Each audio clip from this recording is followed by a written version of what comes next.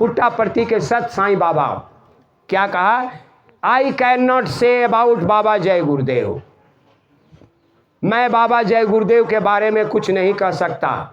I have my limitation which I can not cross, मेरी सीमा रेखा है जिसे मैं पार नहीं कर सकता।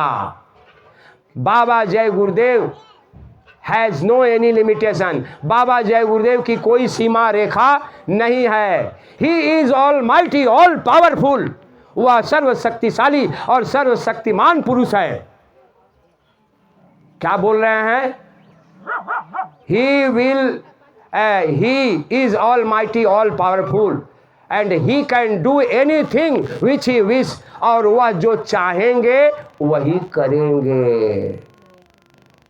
बताइए, उनकी कोई सीमा रेखा नहीं है। तो बाबा जी ने तो बहुत बार कह दिया है कि अरे बच्चा, मैं परिवर्तन करने के लिए आया हूँ और मैं अपने इच्छा के अनुसार जैसे चाहूँगा वैसे परिवर्तन करूँगा। अब बताइए, हमें और आपको क्या मझधार में छोड़कर बाबा जय गुरुदेव चले जाएंगे? नहीं, कभी नहीं हो सकता। अरे बाबा जी ने कहा कि अरे बच्चा, एक माँ अपने बच्चे का जितना ख्याल नहीं रखती है, उससे करोड़ों गुना ज़्यादा एक गुरु जो है अपने शिष्य का ख्याल रखता है।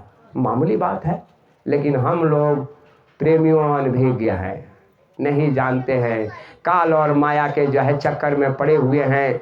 और जो है स्वामी जी महाराज ने बार बार कहा, अरे बच्चा, तुम मेरे और अपने बीच में तीसरे को मत लाना, तीसरे को मत लाना। अब हमारे कहने का मतलब, और आपको पता है 30 सितंबर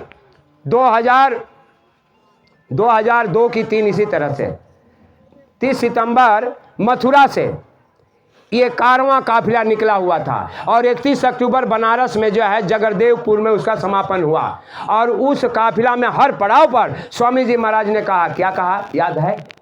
मालिक ने कहा कि बच्चा शंका मत करना, बच्चा शंका मत करना। अब बार बार कहें मालिक हर पड़ाव पर, तो हम अपना मन में सोचे कि अरे भाई शंका मत करना, ऐसा मालिक क्यों बार बार कह रहे हैं? कुछ खेल खेलेंगे क्या? उसके पहले मालिक बता दिए थे कि बच्चा, मैं आगे खेल खेलूंगा, उस खेल में तुम भ्रमित मत होना, लेकिन तुम भ्रमित हो जाओगे। मेरे वचनों को याद करते रहना, नहीं तो भ्रमित हो जाओगे। अरे बच्चा, मेरे पुराने पत्रिकाओं को निकाल करके पढ़ते रहना, भूलना मत। कोई पत्रिका हम लोग पढ़ते हैं, घर में पत्रिकाएं पड़ी हुई हैं, लेकिन नहीं, स्वाध्याय करना बहुत जरूरी है। इतना जीवन व्यस्त हो गया है कि हमें फुर्सत नहीं कि हम बैठ करके जो है वो क्या करें कि वो पत्रिकाओं को हम पढ़ें। अरे जब जब पत्रिका हम पढ़ेंगे तब हमें याद आएगा गुरु के वचन, और हम जो है उस पर चलने का प्रयास करेंगे, लेकिन इतना जो है फुर्सत नहीं है। तो स्वामी जी महाराज ने कहा कि अरे बच्चा, 2012 में क्या आदेश दिया मालिक ने कि देखो बच्चा, पहले तो आगे 2010 की कुछ इसी में ये बाबा जी ने सदरी पहनाया, और सदरी पहना करके कहा कि देखो, इन टाट वालों का प्रतीक है, लेकिन तुम्हारा कोई प्रतीक नहीं है, इसलिए जितने स्त्री पुरुष बच्चे और बच्चियां हैं सभी जो है इसको सदरी को धारण कर ले। अरे बच्चा, इस पर जो लिखा हुआ है वह महामंत्र है, इस पर जो लिखा हुआ है महामंत्र है, महौषधि है, महान औषधि है। अरे बच्चा, जो देखेगा उसके मस्तक पर छाप पड़ जाएगा। बताइए, स्वामी जी महाराज ने कहा कि अरे बच्चा, गांधी महात्मा के 5000 भी अनुयायी नहीं थे, कहे 5000 भी नहीं थे, लेकिन उन्होंने जो है सबको क्या किया, खद्दर का जो है चरखा द्वारा सूत काट करके और खद्दर द्वारा पहनाया हुआ पैजामा कुर्ता टोपी पहना दिया। और जब लोग जाते थे बोले जाकर बता दो सबको कि हम अपने देश को आज़ाद कर देंगे। जब जाते थे तो अंग्रेज के जो चमचे होते थे पकड़ कर मारते थे, कपड़ा खुलवा लेते थे और खुलवा कर कहते कि जिसका शासन जहाँ से सूरज उदय होता है और जहाँ अस्त होता है उसको तुम यहाँ से भगा सकते हो, तुम्हारी बुद्धि भ्रष्ट हो गई है। ऐसा कहते थे। और वो बेचारे कपड़ा और पैजामा या हाथ में लिए हुए गांधी महात्मा के पास जाते थे, महात्मा जी हम लोगों को जो है लोगों ने मारा है, पीटा है, कपड़ा खुलवा दिया है और जो है ऐसा ऐसा अत्याचार किया है, चले जाओ जंगलों में, चले जाओ बाग बगीचों में, पेड़ों को सुना दो कि मैं अपने देश को आज़ाद कर दूंगा। मामूली बात है। और बाबा जी ने कहा कि अरे ये 5000 भी नहीं थे और देश में ऐसा प्रचार किए और अंग्रेजों को ये भगा दिए। बच्चा तुम तो बहुत हो, तुम तो बहुत हो। बाबा जी ने कहा अरे बच्चा, जो देश की भक्ति नहीं कर सकता वह आत्मा और परमात्मा की भक्ति नहीं कर सकता। जब देश की भक्ति की बात आएगी तो पहला आदमी मैं निकलूंगा, पहला आदमी मैं निकलूंगा।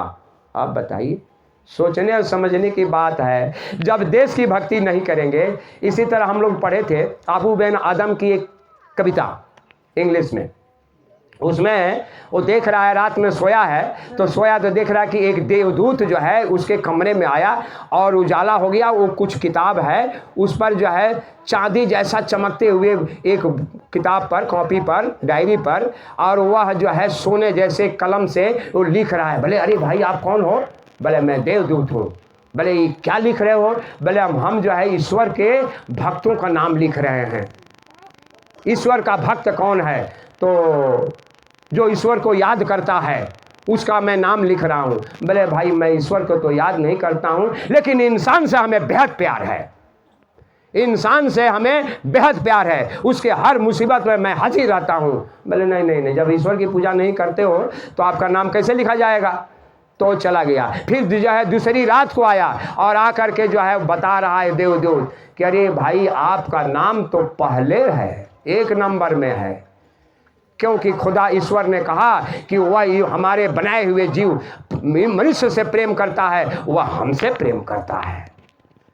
तो बाबा जी कहें कि अरे बच्चा, ये संगत जो है प्रभु है, ये संगत जो है प्रभु है। संगत की सेवा माने प्रभु की सेवा। कौन भला कौन बुरा, तो हमें कभी भी टीका टिप्पणी करने की कोई ज़रूरत नहीं है, रास्ते पर चलने की ज़रूरत है। बस हम रास्ते पर चले जाएंगे, बाबा जी के वचनों को याद करते रहेंगे, आपस में एक दूसरे से आदान प्रदान करते रहेंगे। जो समझा समझा और जो नहीं समझा कोई बात नहीं है। बाबा जी जब कहते हैं कि बाबा जय गुरुदेव की अर्जी है, आगे आपकी मर्जी है, तो हम कैसे समझा सकते हैं?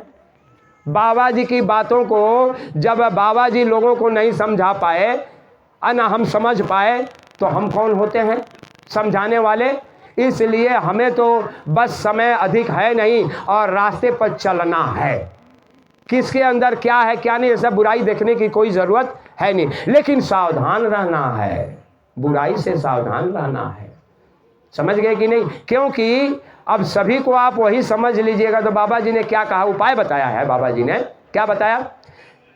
नैमिषारण 1997 में, नैमिषारण में गुरु पूर्णिमा में बाबा जी ने कहा कि अरे बच्चा, जो नहीं समझता है उसको इशारे में समझाओ, और जो अब इशारे में नहीं समझता है तो उसको बोली वचन से समझाओ, और उससे भी जो नहीं समझता है तो चुप हो जाओ, कुछ मत बोलो, चुप हो जाओ।